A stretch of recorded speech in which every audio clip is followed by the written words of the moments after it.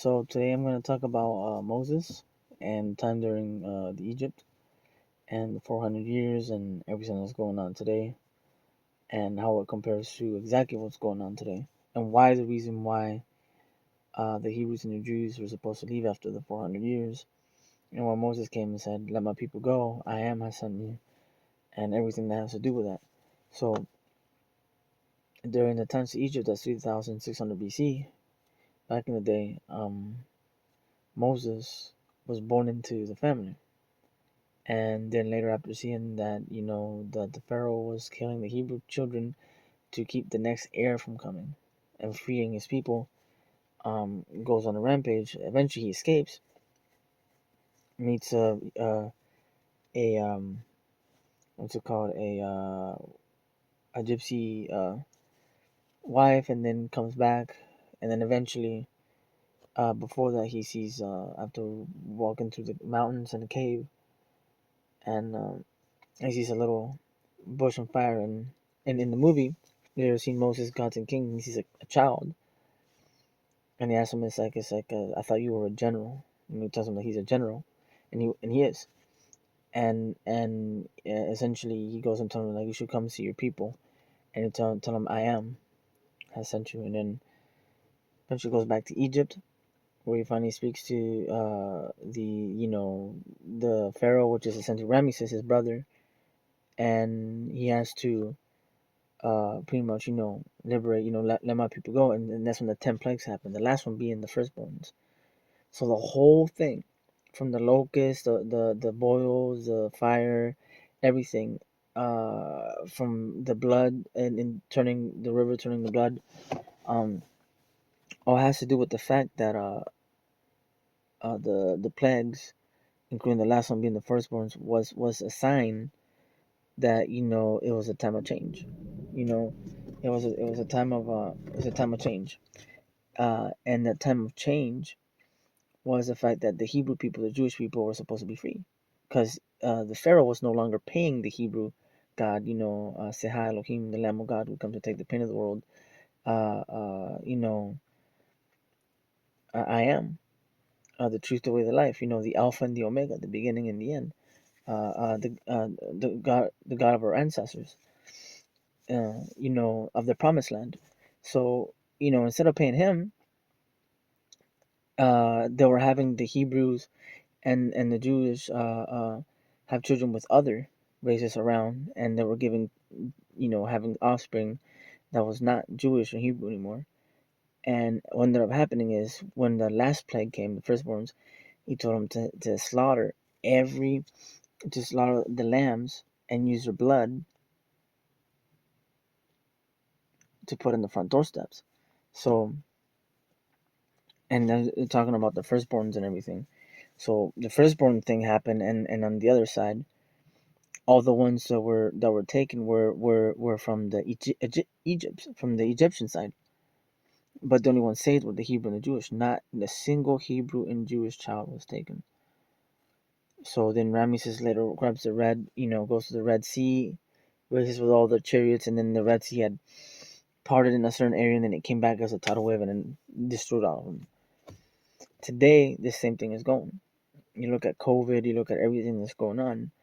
The worst plague that hit Egypt wasn't the locusts, wasn't the boils, wasn't the water turning red, wasn't fire from heaven, wasn't, fire from heaven was pretty bad. Not gonna lie, that freaked out a lot of people.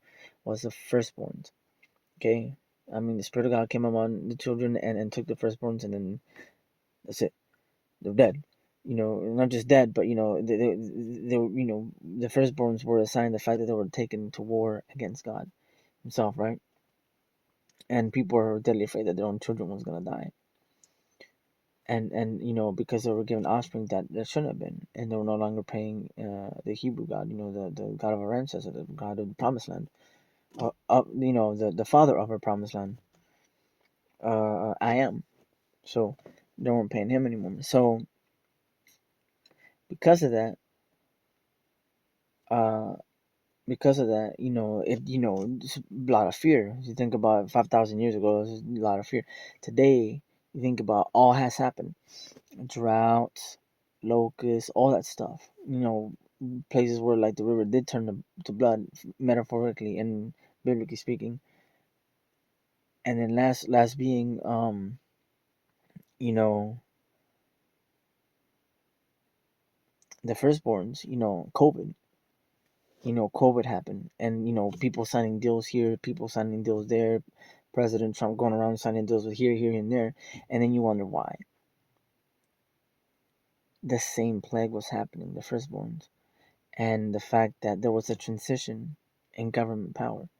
Think about it. When something like that has happened, like that, as bad as that, and with all this like AI, cryptocurrency, the RNA vaccines, and God knows what else. I mean, and God knows that we're spraying ourselves with, glycophosphate, and what else was, even we're spraying ourselves with, like that the government won't tell you about, but they are, and you breathe it in every day, and it's worse than fungus. So that being the case, everything that's going on, um, especially with like telephones, we're all becoming cybernetic in general. It's like a cybernetic disease going on, cybernetic fungi, I guess, if you want to say it that way. And uh, what was it all for? What were they doing that for? The very last plague of Egypt, the firstborns. They're all afraid their children get taken, so everybody signed deals. So many children have died around the world. Where I'm from in Jalisco, there was an extermination camp found by the New Generation Jalisco Cartel, and they found just book bags. Usually children that were tortured and killed. And usually semi-adults. Before that, so the firstborn, and all the firstborns from the world were taken for that. But only as atonement to follow His will, to pay again. But if the nation doesn't observe His laws, keep His promise and His commandment of love, then nothing will happen. We'll fall back, and everything will, and then it'll be the same. We won't be paying Him. We pay Him when we keep His promise. I'll take you to the promised land where there's rivers of milk and honey, and where I will be your God and you will be my people. The covenant, where in the Constitution says we the people. That is a very covenant agreement, and keeping His promise. He will never tempt you more than you can handle. He will never put you through something he cannot get you out from. So, if we don't keep His promises and His laws and ways, especially the Sabbath day, 6 days thou shalt work, 7 days to rest. That's the day we atone for everything. There's no cheating, no lying, no betraying, no underdealing, no double dealing. This is like during Christ times when he was in the temple courts, and he saw the money exchangers and the doves, and double dealing, and then he said, my house will be a house of prayer, not a den of thieves. And all that stuff is happening right now. Same thing the way Moses came in, it was happening in Egypt. Same thing was happening in Sodom and Gomorrah, Babylon, even today, uh, and even during Noah's time too. During times of Christ, same thing. It's always the same thing. We don't observe the Sabbath.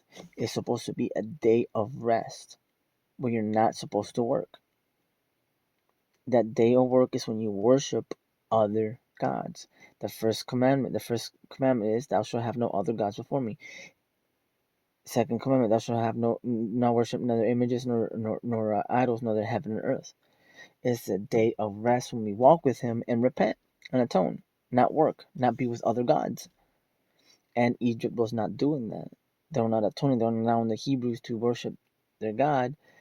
Well, not just their God. In this case, we're all in the same. The God of our ancestors, I am, and in turn, everything fell apart. A battle, because why? Because the Pharaoh will not allow it. It's not allowing it. Because they were afraid that a new era was coming to take the throne, and it was just essentially what that. And Moses was that. He carried hundreds of thousands of Hebrews and Jews through the desert and started a whole, not just nation, but we're talking about 12 tribes, talking about like a whole timeline. I mean, they reset time after Christ, you know, but just the same way they reset after Moses. Possibly. I mean, it was so important that they literally reset the whole timeline after Christ came. It was like 3,600 BC, 5,000 BC, and then you're like before Christ and after Christ. It was that important. So you think about something like that happening, if it does happen every 3,000, 5,000 years, or 2,000 years when he does come and we don't know who he is, then that's what's essentially happening. And with the whole firstborns and things like that. And that's why when Moses came up to the encampment and said, slaughter a lamb, or not slaughter, find a lamb and then use his blood. Oh, no, it's kind of coming out wrong. Uh, I mean, he did say that, but when it's talking about because he knew the whole firstborns, and that's what it meant. And so yeah, and that's one of those things that's in all it's in the Bible. It's talking about like the last will being the firstborns and how the Ramesses was gonna barrage the encampments and to try to take out the firstborns pretty much. And the same thing ended up happening to him. But those who had the blood of the lamb in their front doorsteps were safe. You make sure you have the blood of the lamb in your front doorsteps. So when the Spirit of God comes among man, that he doesn't take you off to war against God, or else you'd be screwed. That's all I have to say. Shalom.